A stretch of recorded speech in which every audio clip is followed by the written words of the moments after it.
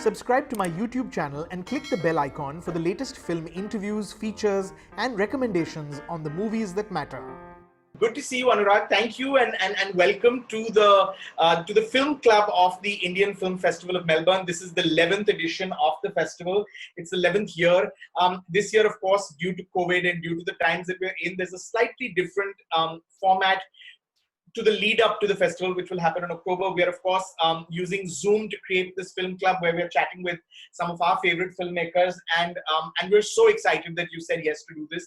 Because really, Anurag, and I think everyone who's participating today will agree that I think what you've done, words that so much has been said about Anurag that it's hard to add on more. But I think what is very important is that what you have done is you've expanded the definition, the traditional definition of what Bollywood meant. And I think that especially in the context of the world, when outsiders, non-Indians or even Indians living outside of India look at Bollywood, there was a traditional definition.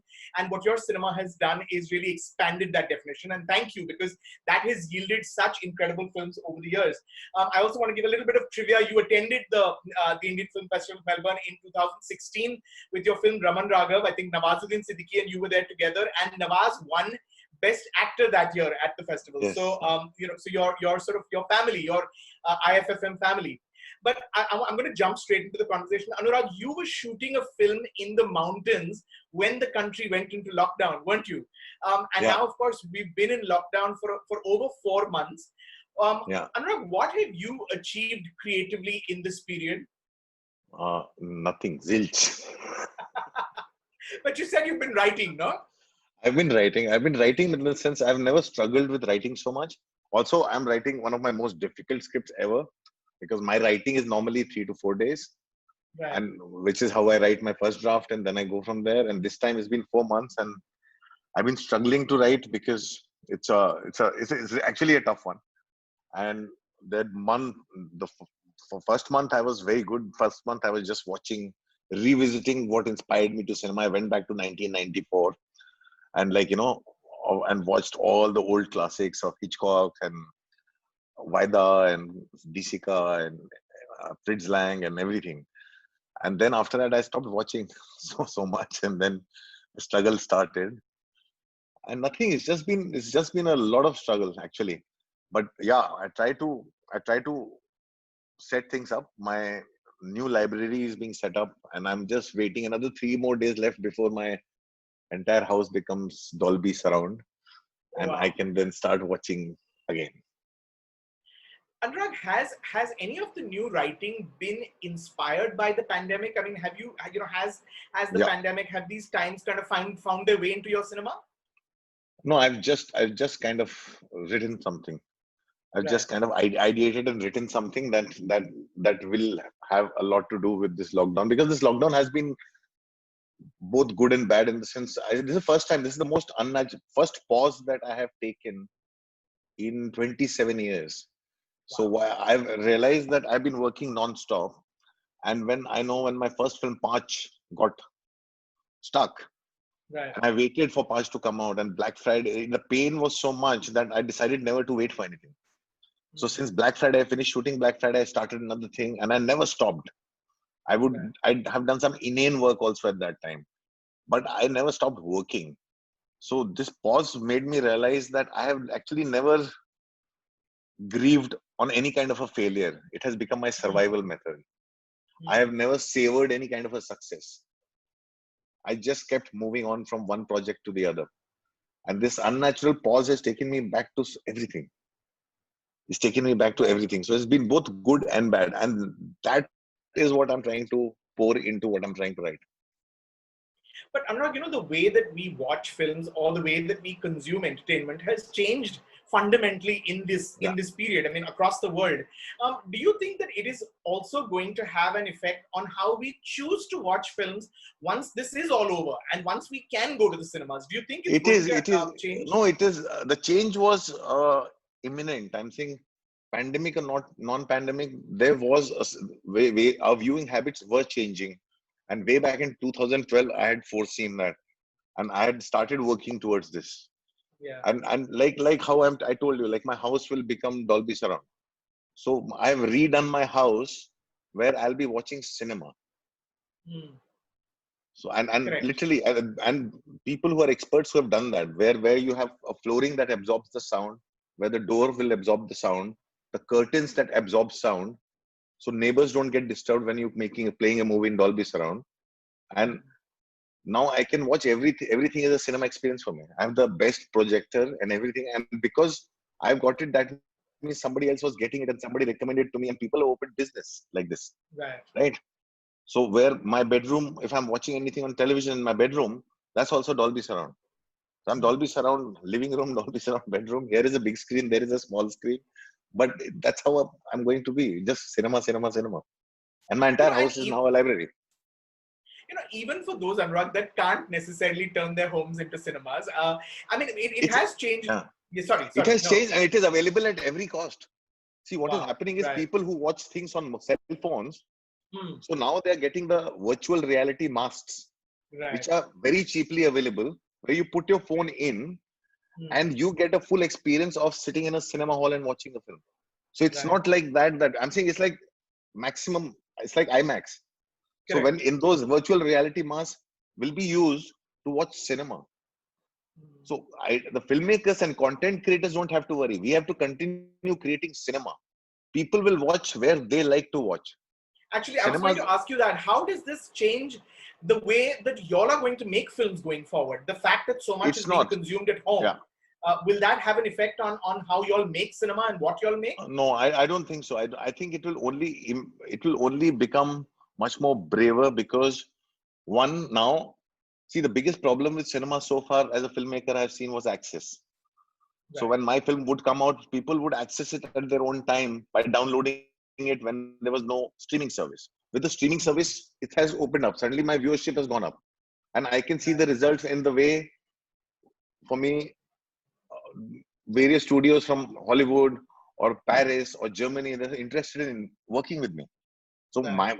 for me, it has only become way, way, way better because I don't now need to go to anybody to make anything, right? So what is happening is now my access is increased. More Right. people are watching it, and people can see it as cinema projected on screen. People can see it the way they want to. People can use a cell phone to maximize effect, so it doesn't become like if I'm watching something on a cell phone like this, that's not cinema to me. That's Right. I would not want somebody. But if you put it on a virtual reality camera, it becomes Hmm. cinema. You can sit back and watch a film, and you have proper sound in your ear. So I'm saying it access has increased for me. So because of increased access, Hmm. I get braver because as a filmmaker, because I can make very intimate films. Because people can choose to watch it, and the audience that doesn't want to watch an intimate film, they don't want to have to watch it. But still, the number of audience that I can reach out to has increased. Correct. And people, since they will watch in the privacy of their homes, Hmm. and it's not a public thing, it makes me go out and explore more. Right. Right. Anurag, over the years, you seem to have been fascinated by stories about crime, and if not Yeah, crime, then certainly about the dark side of human nature. yeah, Right from Satya, which was your breakout film as a writer, up until Choked, which dropped recently on Netflix, and Sacred Games, the show. I know that you've said that you don't sit down with the idea to write a film about crime, but you've yeah, said that you inevitably find yourself curious to explore why human beings do the things that they do, which are sometimes yeah, amoral, yeah. sometimes criminal. Why do you tend? I mean, have you, looking back, have you been able to sort of come to terms with why you think you're fascinated by that side of human beings? I think I just like things to be real. Like even when I'm approaching romance, Hmm. I just want it to be real sometimes. And Correct. the whole idea of cinema that impacted me and wanting me to be a filmmaker was because of my lack of access to travel. I got my passport when Black Friday was supposed to go to Locarno. Till then, I didn't have a passport, so I never traveled. So my way to travel the world was through cinema. My way to travel the world was through books. Hmm. And what I would do is I would watch films to visit places and time, not just city, but in time. So when I see Disica, when I saw Bresson, when I saw Melville, I saw a way of life. I saw a time, and it was as if, like, for me, the impact was I'm experiencing these things. because of which when I make films, so even if it's totally fictional, I want a sense of time and place in the film. So that what happens is, like in the future, one will want to see about the world. So you pick up a film and you know that this time Bombay was like this. At that Correct. time, this area of Bombay was like that. So I never revisit a place unless, like for Sacred Games, I had to revisit a lot of locations I had used in Black Friday. But Hmm. other than that, I never revisit a area of the city that I'm exploring. So for me, it's very important I create a sense of time and place and a sense of realism that comes in even in a fictional story, even if it has music. So that music also, when we sit down and create music, it has a sense of politics in it. So a lot Right. of my politics is in the songs, is in the music, which talks about the time. And I like the grace. I like because nobody's perfect. We all are vulnerable to something. We all like, we all have highs and lows in life. We all rise and fall. I want things to be human. And so, which is where crime sets in, which is where crime comes in, which is what Right. the biggest impact of my 1994 phase that I talk about of Hmm. Dostoevsky was. It's the impact of Dostoevsky and Camus and everything that I read when I was 20, 21 years old. So that was the phase when me and Mitu used to meet almost every day. Right. You know, early on in your career, Anurag, you had huge setbacks. I mean, after being hailed as the hotshot new writer, with Satya, your first film as director Paanch never got released. It still remains unreleased. Black Friday ran into trouble. That release got held much longer than it was meant to. You got a chance to work with a big star like John Abraham in No Smoking, but that film bombed. You've called these your angsty years. Anurag, Hmm. were you a very different person then from what you are today? I'm not much in the sense I now understand how to channelize things. I'm much more of a realist now in the sense like, Hmm, yes, I was angsty because the world was also very different. correct. At that time, the world was very different. The world has changed since.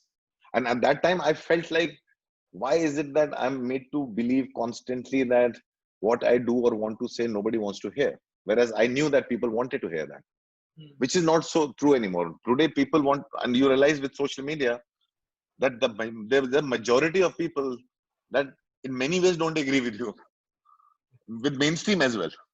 So right. I'm saying, Correct. suddenly those lines have blurred. And that has made me more like, it has given me a kind of an objectivity. So I step back and watch things. And 27 years of journey, I've seen so many people come and go. I've Hmm, seen so much within this industry.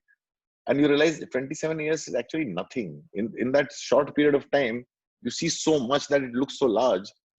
Now imagine people whose entire journey is 8 to 9 to 10 years. And like, suddenly you're like, I wish somebody can tell them there's a much larger truth out there. right. And that's what it is. That is what has made me. So my angst has found channel. Right. And I don't like, for me, it's like my biggest critics are my friends. Hmm, And then the same thing. And I don't have a problem with that. I really, but yeah. in the sense, today I don't go Actually, back you're and say, you're "Arey, very sporting with, yeah. You're actually very open to criticism. You've always I'm been, very, oh, actually. yeah, That's something that's never changed. Yeah. not just open to criticism. I embrace my critics because that makes me better. Because they're Hmm, like also like my peers. Like for me, my critics and my filmmakers, yeah. friends, their opinions actually matter to me more than the audiences. Hmm, Audiences will experience something, they're expecting something, and the expectations might be broken or not broken. But with others, I can discuss. Others, I right. can talk, which is a learning for me. Right. Which for me, I actually collect, and I like whatever positive criticism comes in, I collect it. It's always a learning for me, and I don't intend to stop. matlab, in the sense, I intend to make a lot many movies. I think you're the only filmmaker who retweets even negative reviews if it's well written and if it's an Yeah, interesting point of view. I've noticed you even yeah. retweet the negative. Nobody ever does that. Uh, Anurag, if one were to compare making a film to giving birth, which is a very common sort of analogy, Hmm. which film of yours has put you through the most grueling labor? Uh, Most grueling film for me actually was, I would say, Bombay Velvet, Hmm. because one, it was done in a way that I don't normally do it, and there was Correct. there's so much scrutiny. Because it's like after that, if you see, all my films I made so quietly that people never found out. Right. Because everybody was constantly watching and everything being reported, and you feel naked all the time. I'm like, okay, Hmm. wait. And then the expectations get built up and this and that. So I like people to be surprised by you see, when my trailer comes out, that's when you know I made a film. Right. So I don't like to talk about it. I have, whereas the films that I have enjoyed the most were actually Black Friday, Gulal. Gulal was emotionally very taxing because we didn't know how we'll finish it. It went on and on and on. And Gangs of Hmm. Wasseypur, 4 months everybody was together. We had a terrible tragedy during Gangs of Wasseypur and lost our first AD, but it is a very emotional experience for everybody involved. We keep going back to those memories because we had nothing. We were Correct. staying in these very small shanty hotels, traveling like 10 in a row in a jeep to make that film, traveling 6 hours to get one shot. So I'm saying to make the film look expansive. Right. Simultaneously, second unit working, shooting 2 hours of chase every day. So it was a very satisfying experience, and that was also a time when we had this whole kind of a community feeling because so many things were done from a small office. Masan was making peddlers, and Ritesh was making lunchbox, and Amit was making monsoon shootout, and the kind of atmosphere there was, and there was just a kitchen, and the guy was just making big things full of rice and dal and sabji and just that, and everybody would come together and eat. That atmosphere was beautiful. So I'm saying, like, those are the things that I sometimes miss, and I try to recreate that on my set. But now it's like, now I have come to a point where I kind of have isolated myself. I'll work Hmm. separately, I hire separately, because there's just so much happening and ambitions have no control. So anybody's Right. ambitions can take them anywhere. So I am like, I'm very content with what I do. So my thing is like, I'll hire ambition for a project Right. for a certain time, and that's it. So I'm not going to create a kind of an atmosphere where anybody becomes ambitious and goes in their own direction. So Right. there's been learning. There's been a learning. Sure. I want to ask about specific films which I know that all the fans here love. Devdi Anurag, when that came out in 2009, and it sort of became a turning point, didn't it? Because that was the first one that was actually declared a commercial hit. Yeah. What did that do for your confidence? Coming off being told repeatedly that you can't make successful films, what you're interested in telling, people are not interested in listening to. And Devdi was an uncompromised vision. It's not like you sort of you towed the line to make that film. You made the film that you wanted to make, and it was successful. What did that do for your confidence when that film was a success? Actually, I'll tell you, Devdi's success kind of, the way people reacted to Devdi, it kind of confused me. Because see, Devdi came out of a reaction to no smoking and everything. So Hmm. I was, in the sense, it was like, okay, what do you want? You want a love story? I'll give you a love story. You want songs? I'll give you so many songs you don't know what to do. What will you do with it? So it was like that. And then we were playing around with a lot of things. So it was also a very risky film in the sense we thought that we don't know whether we'll pull it off or not. And we had one internal screening before the film came out. And I know that like some people from the office were watching it, and one guy totally slept. He just slept and I was like scared. I was like, oh my god, he slept. So it was not the finished version. And but the thing is, Zarina from she was running Hangama. Correct. What Bindas, Right. Bandis, Bindas. Her reaction was so exhilarated. She hit the roof. She says, "Oh my god, this is the film we want. That's the only film Bindas has ever associated with and presented." And Right. Zarina's reaction was so strong that I think if any reservation Ronnie or anybody had, it kind of went down. And Zarina took it on herself to like, I'm gonna pitch this film. This film is for us. Correct. And Well, when she it was on came to out, something clearly. yeah.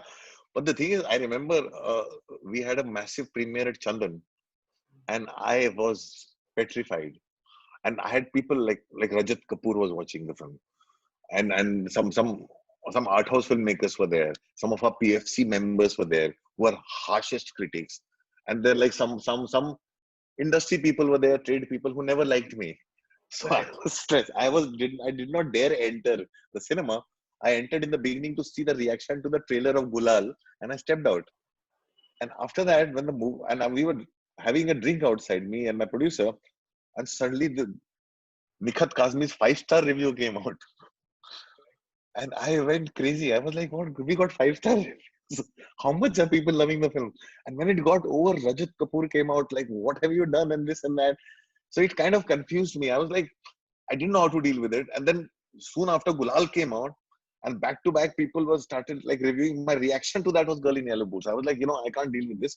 I'm so used to failure and rejected. I'm going to make my most extreme film. And UTV gave me a nine film deal, and I said I want to make Girl in Yellow Boots, and our 9-film deal got cancelled. So my reaction was very ulta. I went and made Girl in Yellow Boots because I didn't want to. I thought this is one time to make my most personal film that nobody wanted to make. I remember Zoya said, "Babe, you're very dark, man. This is too dark. Don't go there. Don't go there." And I'm like, "No, but I want to do this. I have to get it out of my system." It's also incredible to do it at that time when you could have you could have made the kind of films that would have taken you down the populist route. And again, populist, it's not like you were going to make Dilwale Dulhania, but you could have made sort of more accessible films, right? Yeah, but I'm saying I've always learned that when something really becomes successful, you should take out your darlings that nobody will touch. Which is why after Gangs of Wasseypur, I went and made Ugly. Right. So Ugly, which I have to tell you, and I think I've told you this many times, is one of my favorite films. I also think it's your most cynical film.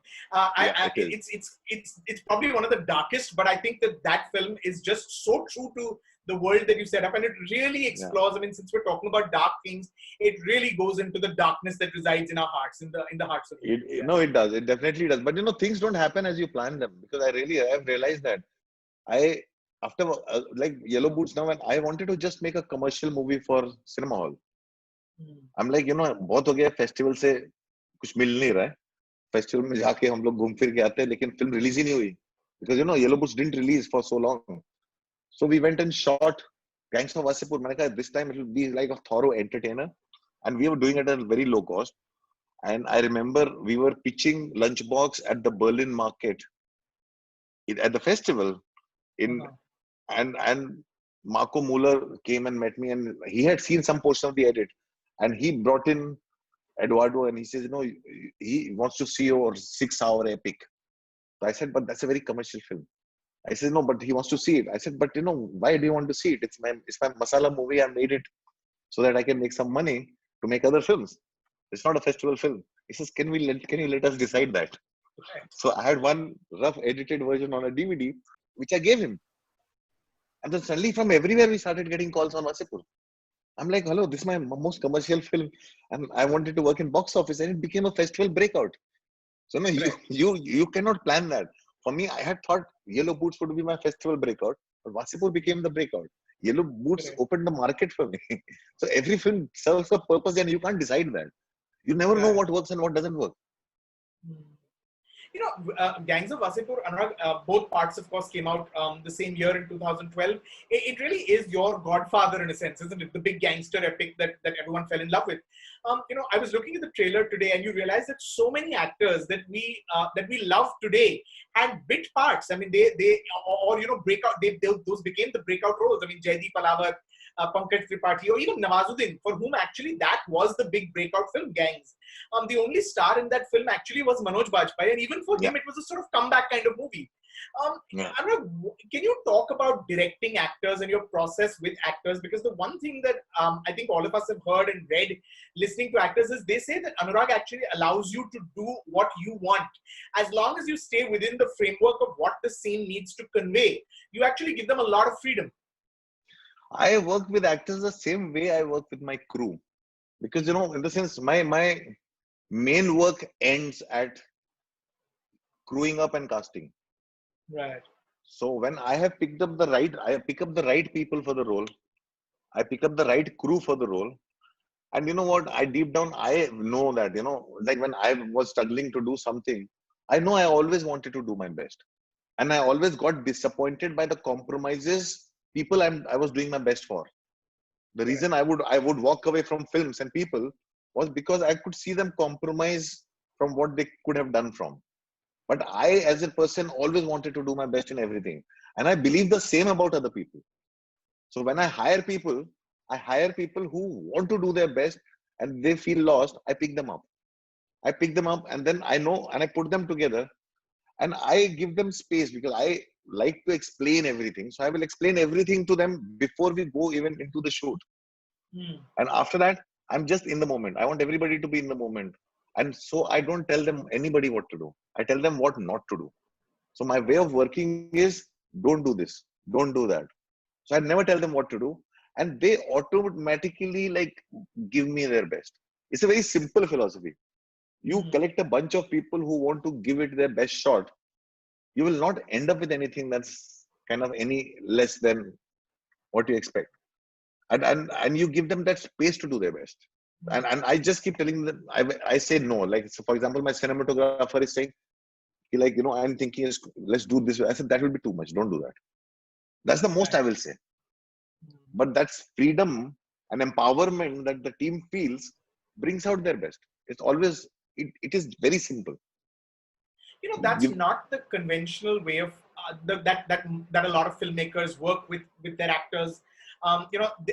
There's fairly there's usually a structure to this is how they want them to act, even if, and one has heard stories of directors who actually enact scenes for actors as well. yeah, But yeah. I'm saying, how long does it take for your cast to kind of get into that especially when you're working with people that you haven't worked with before? How long does it get them to kind of adapt to this style I where they think have this huge freedom? 3 to 4 days. First Right. 3 to 4 days. Sometimes the very first day they get shocked. Like the longest scene and the most recalled scene of the police station from Ugly was the first Right. day of shoot. Correct. First day of shoot, and actors did not know what happened, and but that prepared them for everything. That scene is the one between Rahul Bhatt and Girish Kulkarni. That is just such an incredible scene. Yeah, and that Sorry. scene was Yes. totally improvised. It was totally improvised. The very first take was 14 minutes long. I just did not say cut, and I just gave them different briefs. And what came out was so much more magical. So my thing is like I don't give a collective brief to everybody. So I give individual brief to actors. So I Right. tell each actor, like suppose you and me are talking. I don't know Hmm. your questions, you don't know my answers. So Right. this will become like a natural conversation. So that's why Correct. what I do is with every actor, I give them different briefs only for them Hmm. and throw them together. And what comes out is a scene. How much of the film is in your head, Anurag? And All of how it. much of it sort of emerges from these experiments? See, everything is in my head. So for me, it's like what I'm writing right now, if I'm not dealing with a lot of people who are like, who want to see the script beforehand, I Right. can just start shooting tomorrow. Correct. But for me, it's like everybody else has that disadvantage. So Right. everybody else is like, but what are we going to prepare for? What are the actors we need? Everything. I can just take anything and go into the shoot. For me, Hmm. my mind works the best there. So it is all in my head, and it also emerges in the process more. A lot of things Hmm. keep emerging in the process. So I'm saying, for example, the film I was shooting and the lockdown happened, and the film is very current. So it Right. can't be done without what's going on. So that Right. is extended now. It has become a much bigger film. We'll have Okay. more. You spoke briefly about Bombay Velvet. I want to say, when Bombay Velvet came out, Anurag, in 2015, and it failed, one of the common things, one of the recurring things that the industry kept saying is, this is what happens when you give a small budget filmmaker a huge budget and you give him big stars. He doesn't know how to handle it, and he messes up. But that's unfair, because the truth is that the budget was on the screen. You saw the budget on screen, and actually you used your actors in ways that they hadn't been challenged before. I mean, both Ranbir and Anushka, I mean, even they talk about just the process of it, even if it didn't work. Um, Now that you look back, Anurag, are you able to, and is that helpful? I mean, are you able to look back and realize what went wrong? Is that something that a Yeah, filmmaker can and lots of should things. do? No, absolutely. I would say it is the budget that went wrong.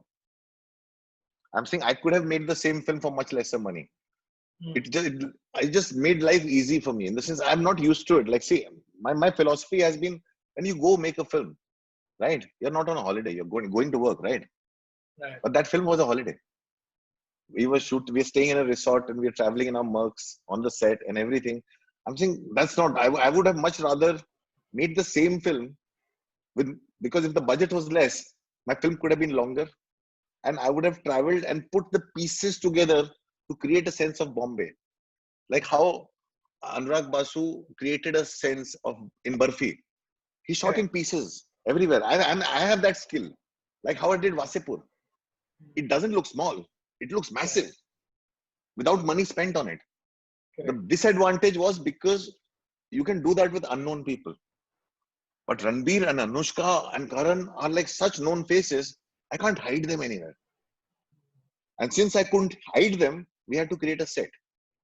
So the only thing, if the, I can very easily pull off the same film at all less than half the cost, provided I had faces of in space where people respected the space of the actor.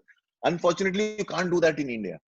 But outside India, when Hollywood filmmakers shoot, there's a system in place where they can shoot on the street and people won't walk in and look into the camera or want to take a selfie. They leave them alone. The actors walk the street like normal people. India people are obsessed with actors. So because of which, and this is something that Martin Scorsese told me. He says, bigger the budget, there's more democracy in the edit room, and democracy is not good for films. Right. He says, for films, It has you to be a need singular one vision, person's yeah. point of yeah. Correct. So I'm saying that's what happens. And because it was the bigger budget, there was more insecurity, there was more scrutiny. And because of that insecurity, slowly you start taking a step back, and then you start getting confused.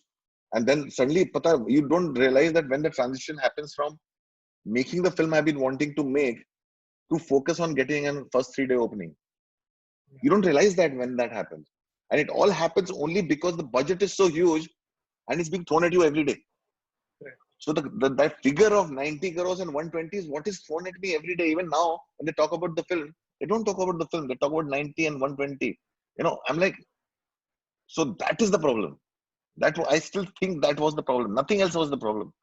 If we were shooting the same film in another world, people would have respected the space of the actors. But I want to shoot in India, which is why you see when, say, an Imtiaz Ali takes an actor like Ranbir and shoots abroad and makes a rock star, he can, because Ranbir they're given that space to shoot. But he cannot do those same things in open at places in India. So that's the big difference, because of which we had to create a set, and then everything went out of control. Because actors were tremendous and they gave everything. So it's just the budget. It's just the budget, I would say. Music, Anurag, plays such a big part in your cinema. Your partnership with Amit Trivedi's, from Devdas onwards, is actually one of the finest filmmaker-composer partnerships since maybe Mani Ratnam and A.R. Rahman. You both inspired each other creatively and done incredible work together. What is the process? What is your collaboration like? How do you all work? See, I don't stop working. So for me, I give a brief of what I want to do next with Amit Trivedi, which is generally 2-3 years in advance. Right. And I said, this is what this is what genre we're exploring next. So when we finished Devdi, I said, Abhi, you work here, there. He worked for my production. I said, me and you will work on jazz. So I collected a whole lot of jazz material and gave it to him in 2009. Wow. I said, whatever we are doing next is built around jazz. I wanted to study jazz.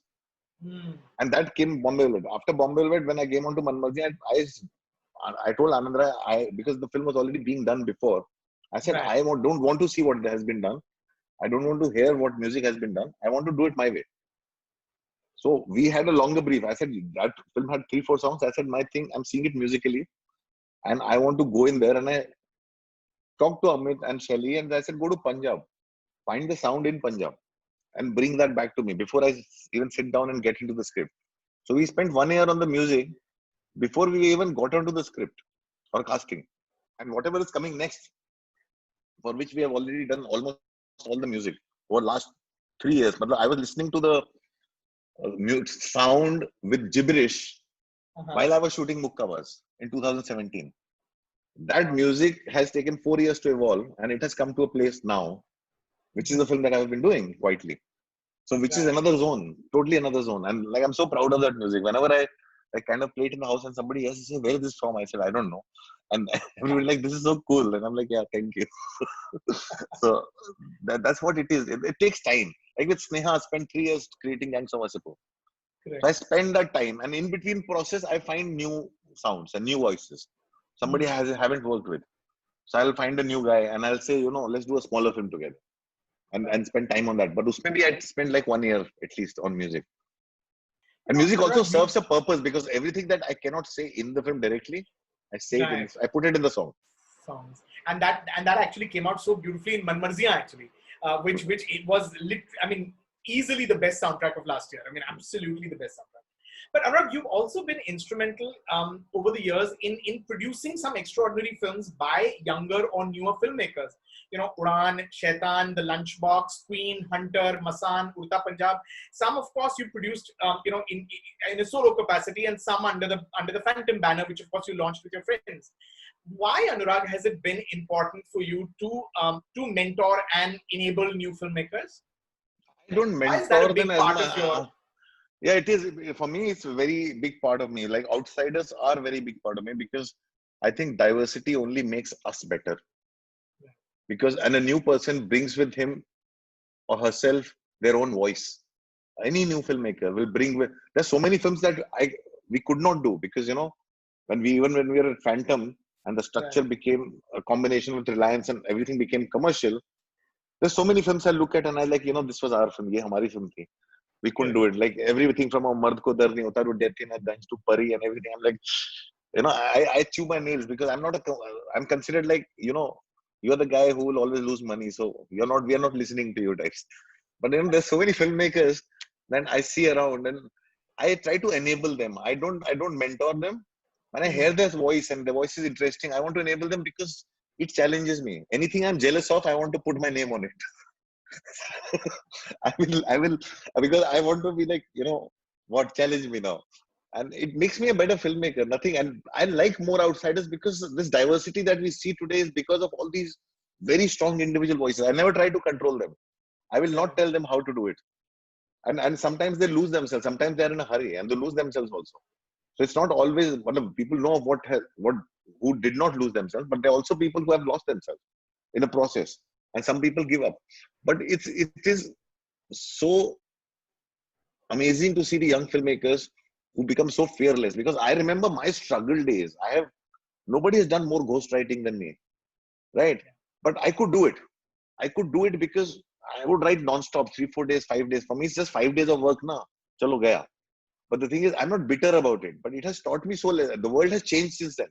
Today, I like to fight for everybody's credit. I'm saying somebody put in 5 lines and 5 ideas, his name will also go in as a writer. Yeah. So, more the people come in, this industry has become such an equalizing experience. Look at today, Ayushmann Khurrana is a star, Rajkumar Rao is a star. 10 years back, do you think Rajkumar Rao, this industry or this audience would have made them a star? Like Irfan Khan was just about breaking out into the mainstream in a massive way when he passed away. I'm saying all these things, they're all people coming from everywhere and they know they can come in there because this is no more like how I told my father I want to go into movies. I said, beta, pagal ho gaya kya? Today you know that it can be a future, it can be a career. And there's so many more options. There's web series, there's television, there's media, there's this, that. There's so many avenues to it. And it is now being taught in colleges. There's a mass communication course in colleges, which wasn't there when we came in. So it is because of outsiders. There's engineers, doctors who dropped out because they want to make films. How many engineers and doctors and MBA students we have in the industry? We have people from the defense forces who have dropped out and have joined the industry because they wanted to do that and they want the courage to do that. That for me is very beautiful. And always working with these outsiders and younger newcomers, I think sometimes makes me feel like I still can do things. If Anubhav Sinha, after so much mainstream work of 15 years, can reinvent himself in such a absolutely delicious way. So I'm like, it makes me so happy. Like yesterday or 2 days back, he put out a tweet. He's finished his new script. I was so jealous. I called him up. I said, you can't just show off like that because I'm struggling with my script. And he said, I'm sending it to you to read it. And he sends me the script. And he's got such gall. But the thing is, it's beautiful because it challenges you. And he's challenged me. I'm like doing an all-nighter today. I've got my team. I'm saying, we're doing an all-nighter today. We have to finish our script. So it comes from people like that. touch upon something that you just said. You said Anubhav sent you the script. I know that you do that very often. You share your script with your. I mean, is there a community, Anurag? Is there a community of filmmakers? There was a time when there was a time I used to do that. Correct. No. When I came into the industry, nobody showed anything to anyone. Right. And then we tried to create community. You remember, I used to show my films to you. I used to show my films to so many critics. And initially it was like, why are you showing it to us? What? I said, no, nothing. Just see me, give me a review. I'm not going to make you a call saying that, give me a reaction there. What did you I think? would never do that. Yeah. And I started doing that with filmmakers. I would call Tigmanshu would come, Zoya would come, Rima Kakti would come. Sudhir always saw everything that I did. Hansal saw, actors, some people saw. I would show that. Then it was kind of, it disappeared in a way. Like Bombay Velvet, I showed it to so many filmmaker friends of mine. But then it kind of disappeared, and I think now it has come back again. It's more because of Anubhav Sinha. Anubhav Sinha has become he's a new teenager in town. Right. So he's a teenager in town who has discovered himself, who suddenly like he's अरे मेरी मूंछ के बाल उग रहे हैं, जब नया मूंछ आती है ना बच्चों के, तो Anubhav is like this right now. So he's like, after Mulk and things, he's so excited, he gets people together. And he watches. It's now his office has become the community place. So people come there, see films, exchange ideas. He'll share his script. He comes up with these things. So Anubhav is the new teenager who's doing things. We have passed the baton on to the younger lord, which is Anubhav Sinha. Anubhav Sinha. Wow. Anurag, Sacred Games was the first original show from India to that Netflix sort of put this huge gamble on. And they bet on you, they bet on Vikram and you and the team there. I mean, what opportunities did Sacred Games and being on a platform like Netflix give you that you hadn't had before? I mean, the whole digital, the whole. It changed everything. It just changed my life. It changed my life in many ways, because see, when we started Sacred Games, and it was mostly Vikram and Varun were at it, and I was shooting my other mukkabas and things. I came in and they kind of conned me again, and they said, like, ye karoge, and I was excited. When I started, and I was like, hello, but like what we are doing is being shown in India or is being shown worldwide.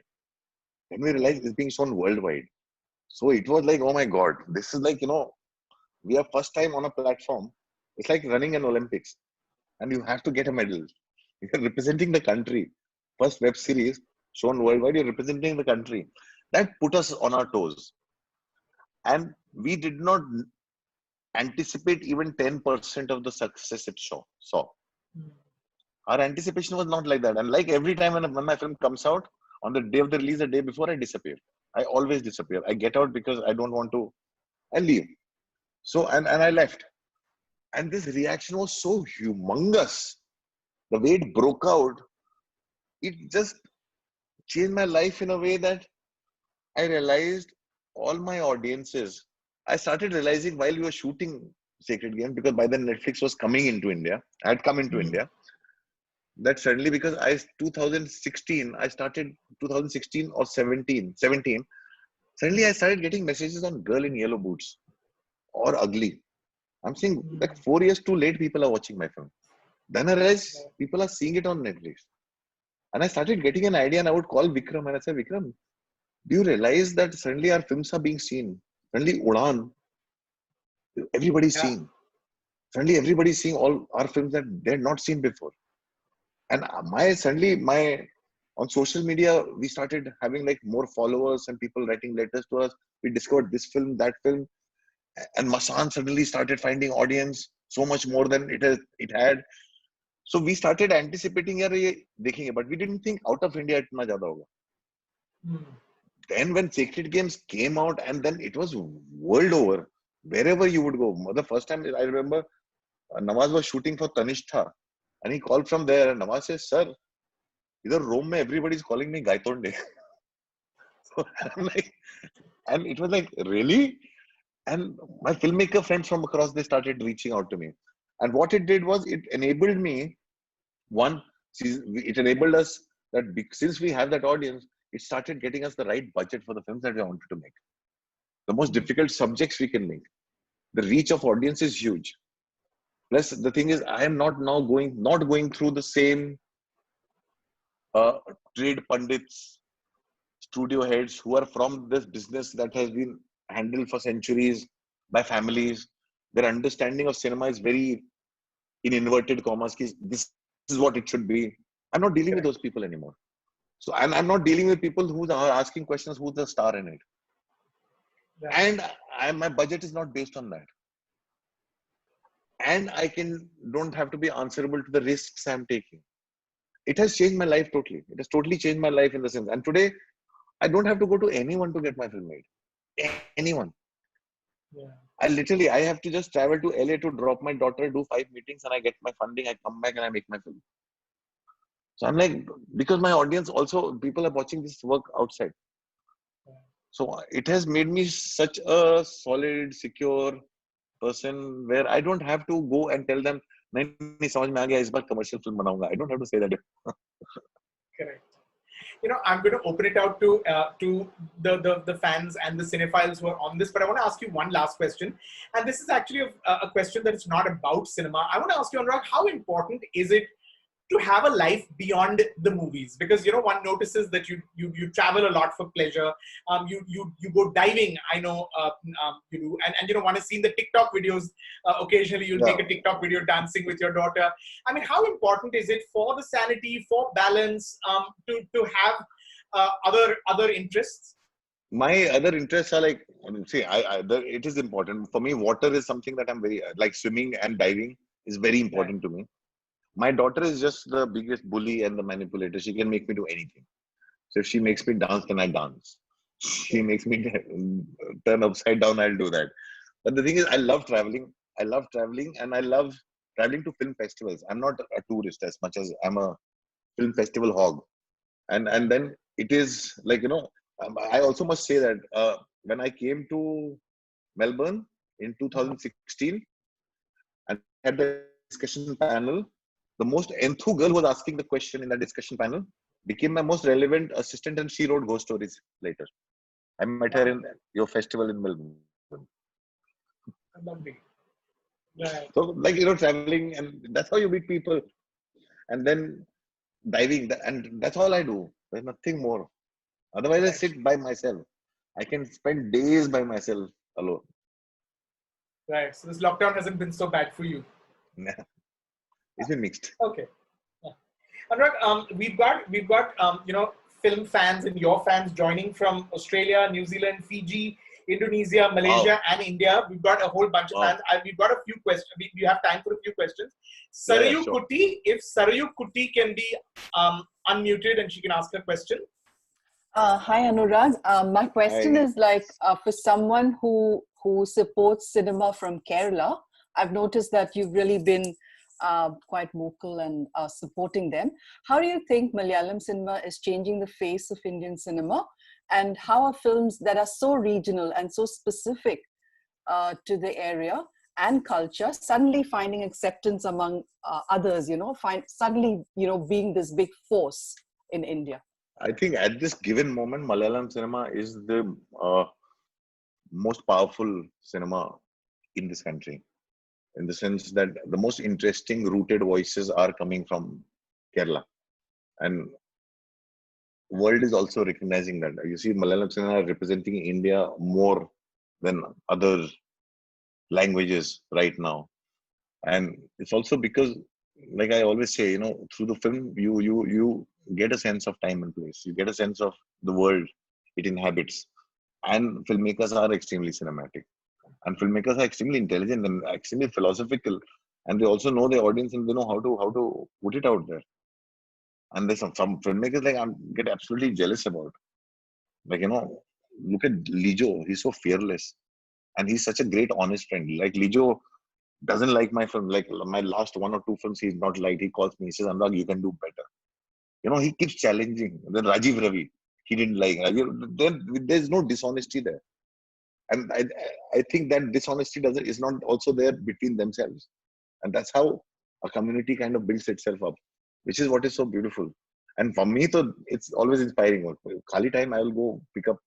Now I've started, Rajeev Ravi has made me a list of old Malayalam movies that to watch. He says, Abhi, you don't watch, you're only watching new ones. You have no idea what we used to do before Sheila. Okay. Thank you. Can we take a question from Kauthar? Hey Anurag, can you hear me? Hey. Yeah, I can hear you. So you earlier spoke about you being interested in portraying a sense of reality, and I wanted to ask, how can you create a good balance between projecting our realities, but at the same time giving audiences a sense of an escape, but also something that's Yeah. aspirational? Uh, I like one thing that I definitely don't try to do is make it aspirational, because I try to curb it as much as I can, because I like to project a certain kind of a realism, and realism is not doesn't mean it's absolutely real. It seems real, so hence we call it realism. I need to believe. I'm saying I could be doing the most fantastical thing and the most unreal thing, but if I don't believe it, then it's a waste. But I could be. I Most important thing is I am believing in this moment or not. The other thing is, at the end of the screenplay, at the end of the film, was it satisfying or not is very different from if I'm in that moment and believing in this moment. So for me, whenever I'm shooting or doing anything, I want to believe, and that's the only thing I stick to. If there's one false note in anything, I'll do it again. Thank you. Param Walia, if we can go to Param Walia, please. Good evening, good afternoon, sir. Yeah, Uh, so one piece of advice for screenwriters just starting out, like, so what piece of advice would you give to them? I always say just write. The best way to write is just write. Just start writing. Don't think too much, and don't read till you have finished it. Finish the draft. Otherwise, you'll be stuck on page 1 to page 10. You'll never move beyond that. So when you write, what happens is you try to evaluate it. And when you evaluate it, you judge it against what is your idea of great cinema and what you aspire to be. And when that happens, you always will find what you're writing is much lesser in comparison. So you'll abandon it. So when you write, you just write and write till the end before you read it again.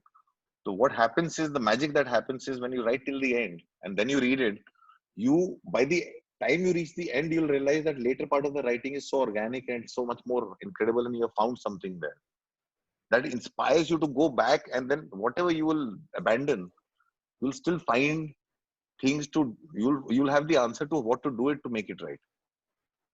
But you need to go to the end before you come back to the beginning again. But if you keep reading every page after you've written, you'll not progress. You'll be stuck there. If we can take a question from Ramiz Hassan. Hello, Anurag sir. How are you? Hi, Ramesh. Hi. My question was, No Smoking is one of my favorite films, like, ever. How did the idea come of such a psychological thriller, and why did you pick Paresh Rawal as the antagonist? Because that was such a good casting. See, the idea was always there. No Smoking actually was loosely based on a Stephen King short story that I did not know was a Stephen King short story unless I started narrating it to people. Because I heard the story from Ram Gopal Verma, because it was one of his favorite stories, and he did a take of on his own in Darna Mana Hai somewhere. So it was Ram Gopal Verma's favorite story, and he would tell this story to me all the time about a man who wanted to quit smoking, because Ram Gopal Verma didn't smoke at that time, and I used to smoke and used to have a problem with me. He says, step out in the balcony and smoke, and that's why he told me the story of this story, which was from, I think, a book called Cat's Eye. I did not know it was a Stephen King story. So what happened was, when my films got banned, I was looking for to make a movie which was like very metaphorical about what I was going through, and I found this very relatable, because a friend of one of my closest friends was Abbas Tyrewala, and he wrote songs in Paanch and all that. And in the 5-6 years, every film Abbas Tyrewala wrote was a blog. He wrote Munna Bhai MBBS, Main Hoon Na, and whatnot. And he would come and tell me that you should, be more commercial, and you should go do this. Stop chasing your Black Friday. Stop chasing this. Stop chasing that. So I named the character after him, who suggests this guy to quit smoking, which was played by Ranveer Shori. So that character was in the film was called Abbas Tyrewala, and became metaphorical about my journey with filmmaking, because everybody wanted me to, including my parents, wanted me to say, what kind of movies you want to make. Nobody wants to see that. I have gone through so much experience at that time where the whole world wanted to change my life, because they thought I was very intelligent, but I'm so lost, and somebody needs to save me from me. So that phase I went through. And that was also the time my marriage had broken up. That was also the time I was taken by the Pandits, and I did Shani ki parikrama with oil on my body and lungi, because everybody said ki kisi ki nazar lagi hui hai. I went through that phase because my films were not coming out, and my ideas people didn't buy, and everything would get stuck. So I used the story of this man, the whole idea of like smoking is a bad habit. So the smoking became a metaphor for this person, which was me. And it all because of my writing. So the only closest metaphor I could get was because you hold a pen like this and you hold a cigarette the same way. So it became that. So it started from there. And then you go back and see it. Everything in my life is like things were so mixed up and confused, which is why it was like the wife and the secretary are the same people. My wife and my editor was the same person. And everything. And Abbas, I was actually named after Abbas Tarwala. And everything that I was going through in my life became a metaphor for that film. So literally, it was just it was regurgitating, using an idea that already existed, and everything became metaphorical for me.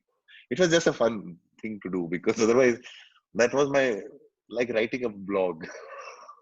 Thank you. If we can take a question from Linda Osterpieve, please. The question is, would Raman Raghav have been more explicit if censorship in India wasn't an issue?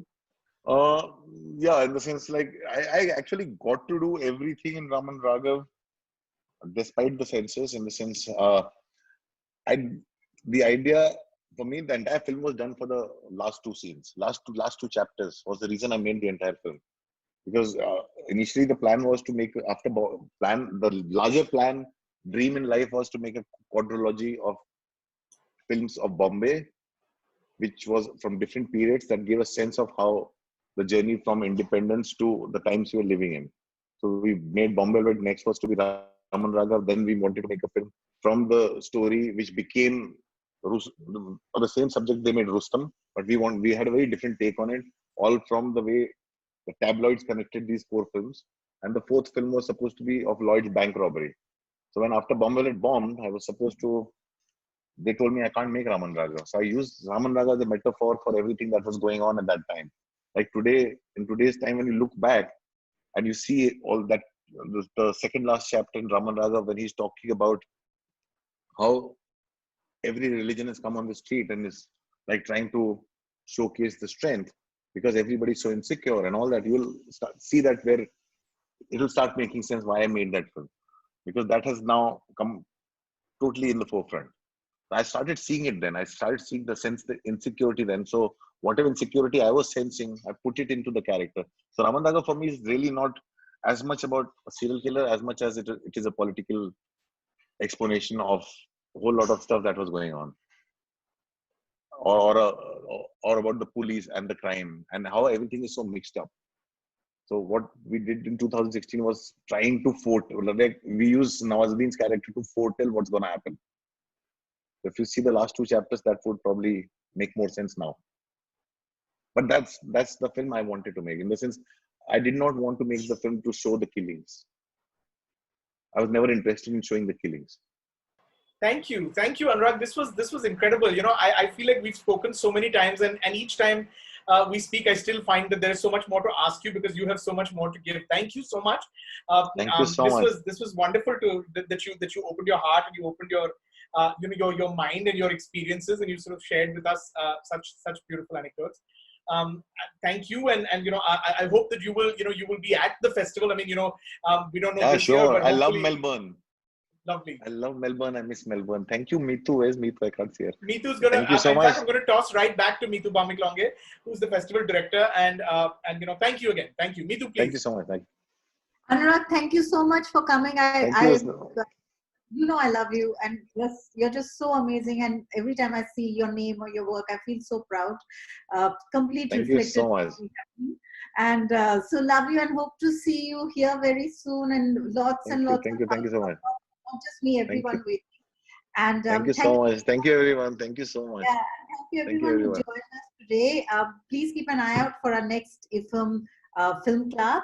We've got lots and lots of exciting guests waiting. And a huge thank you and huge hug to Rajeev, who is, as always, incredible and been one of the pillars for the festival.